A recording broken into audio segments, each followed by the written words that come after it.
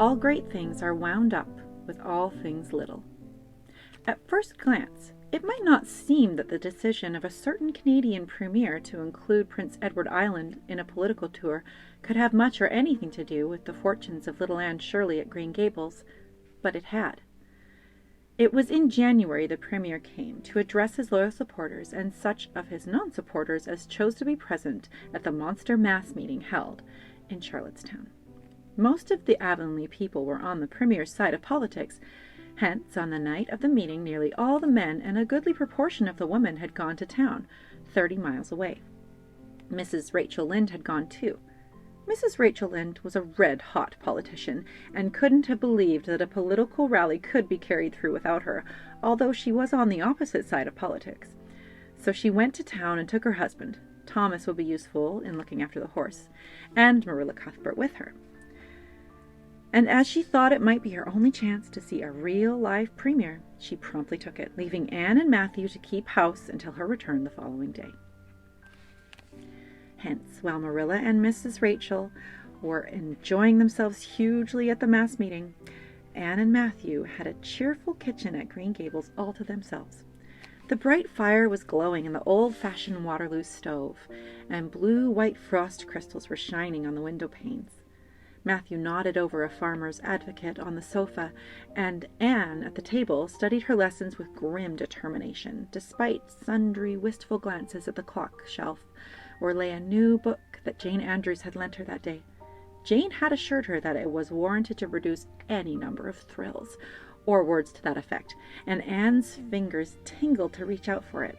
But that would mean Gilbert Blythe's triumph on the morrow. Anne turned her back on the clock shelf and tried to imagine it wasn't there. "Matthew, did you ever study geometry when you went to school?" "Well, now, no, I didn't," said Matthew, coming out of his doze with a start. "I wish you had," sighed Anne, "because then you'd be able to sympathize with me. You can't sympathize properly if you've never studied it. It is casting a cloud over my whole life. I'm such a dunce at it, Matthew." "Well, now, I don't know," said Matthew soothingly. "I guess you're all right at anything. Mrs. Phillips told me last week in Blair's store at Carmody that you was the smartest scholar in school and was making rapid progress. Rapid progress was his very words. There's them as runs down Teddy Phillips and says he ain't much of a teacher, but I guess he's all right." Matthew would have thought anyone who praised Anne was all right. "I'm sure I'd get on better with geometry if only he wouldn't change the letters," complained Anne. "I learned the proposition off by heart, but then he draws it on the blackboard and puts different letters from what are in the book, and I get all mixed up. I don't think a teacher should take such mean advantage, do you?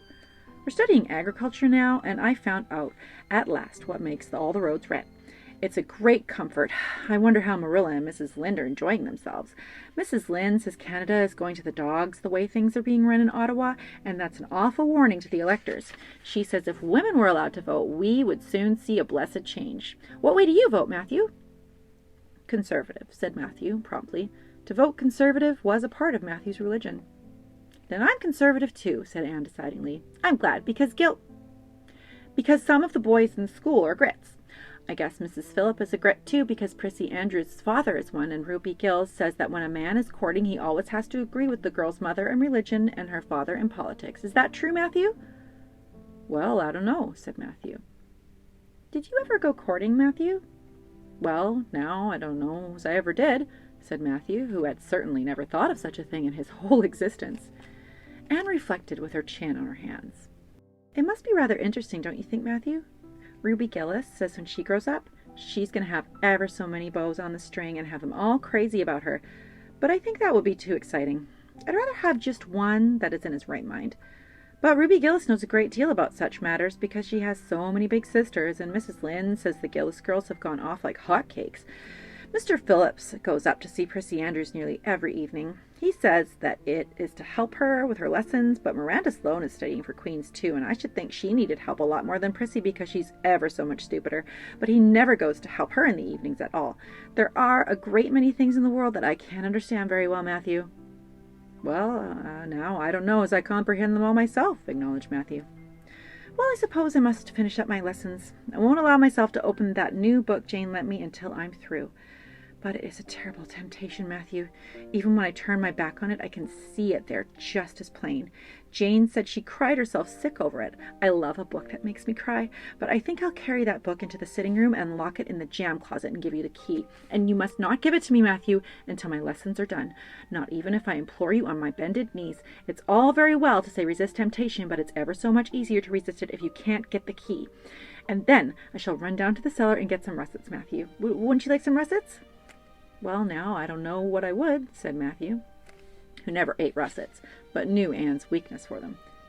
Just as Anne emerged triumphantly from the cellar with her plateful of russets came the sound of flying footsteps on the icy boardwalk outside, and the next moment the kitchen door was flung open, and in rushed Diana Barry, white-faced and breathless, with a shawl wrapped hastily around her head.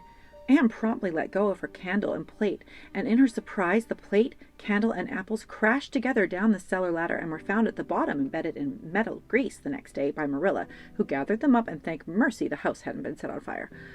"Whatever's the matter, Diana?" cried Anne. "Has your mother relented at last?" "Oh, Anne, do come quick," implored Diana nervously. "Minnie May is awful sick. She's got croup, young Mary Joe says, and father and mother are away to town, and there's nobody to go for the doctor.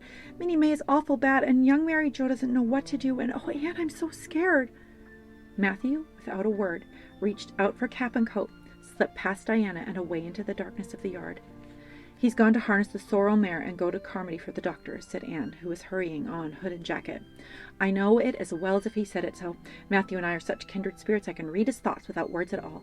"I don't believe he'll find a doctor at Carmody," sobbed Diana. "I know that Dr. Blair went to town, and I guess Dr. Spencer would go too. Young Mary Joe never saw anybody with croup, and Mrs. Lynde is away. Oh, Anne." "Don't cry, Di," said Anne cheerily. "I know exactly what to do for croup.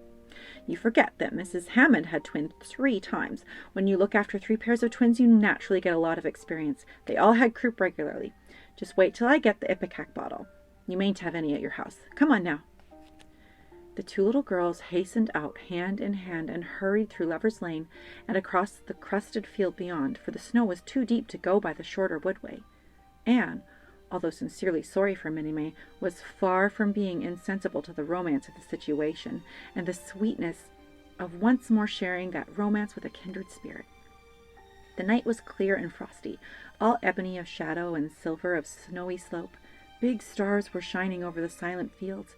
Here and there the dark, pointed firs stood up with snow powdering their branches, and the wind whistling through them. Anne thought it was truly delightful to go skimming through all this mystery and loveliness with your bosom friend who had been so long estranged. Minnie May, aged 3, was really very sick. She lay on the kitchen sofa, feverish and restless, while her hoarse breathing could be heard all over the house. Young Mary Joe, a buxom, broad-faced French girl from the Creek, whom Mrs. Barry had engaged to help stay with the children during her absence, was helpless and bewildered, quite incapable of thinking what to do or doing it if she even thought of it. Anne went to work with skill and promptness.